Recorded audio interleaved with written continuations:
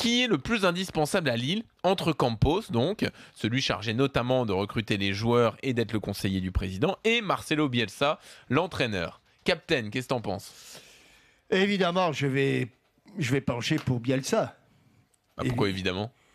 Parce qu'à un moment ou un autre, les rôles sont bien définis et à moins que le directeur sportif ait plus d'influence que l'entraîneur, auquel cas il vous faudra m'expliquer le fonctionnement d'un club. Ah mais là, on n'est pas obligé de raisonner en général. Tu vois, on peut raisonner sur le cas précis, sur le cas lillois, pas sur l'importance plus d'un directeur sportif ou d'un entraîneur. Écoute, je reste, même si je mets les deux personnages et les deux fonctions au même niveau, je pense quand même que c'est l'entraîneur qui est le plus important.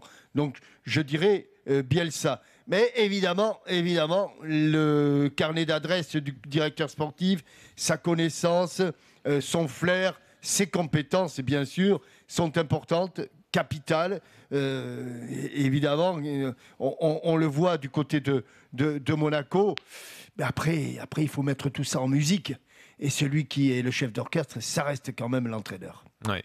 Gilbert, t'es d'accord ? Moi, je dirais déjà que personne n'est indispensable. Ni Bielsa, ni Campos, ni toi, par exemple, hein, Jean-Louis. On pourrait très bien te remplacer par Jonathan ou d'autres. Blague à part. Il y a de la friture, là. Non, mais c'est vrai que personne n'est indispensable. Personne n'est indispensable. Je suis d'accord. Non, mais je n'arrive pas à me... Comment dirais-je ? Je ne veux pas me positionner sur l'un ou l'autre. Mais c'est quand même un sacré gâchis, ce qui se passe. Parce que là, ce qu'ont réussi à mettre en place Lopez et Inglas, c'est quand même un tandem de deux gars qui étaient parfaitement complémentaires. C'est-à-dire, Campos, le gars spécialiste du recrutement de jeunes pépites que tu peux revendre 4 ou 5 fois plus cher, et Bielsa, le mec qui, lui, justement, adore s'occuper de ces jeunes pépites pour les faire éclater au plus haut niveau. Donc il y avait là un attelage qui était absolument somptueux. C'était vraiment l'alliage vraiment parfait pour transformer ces joueurs-là en stars. Sauf que d'où vient le problème ? Ils viennent de Campos ou ils viennent de Bielsa ? Il vient de Bielsa, le problème.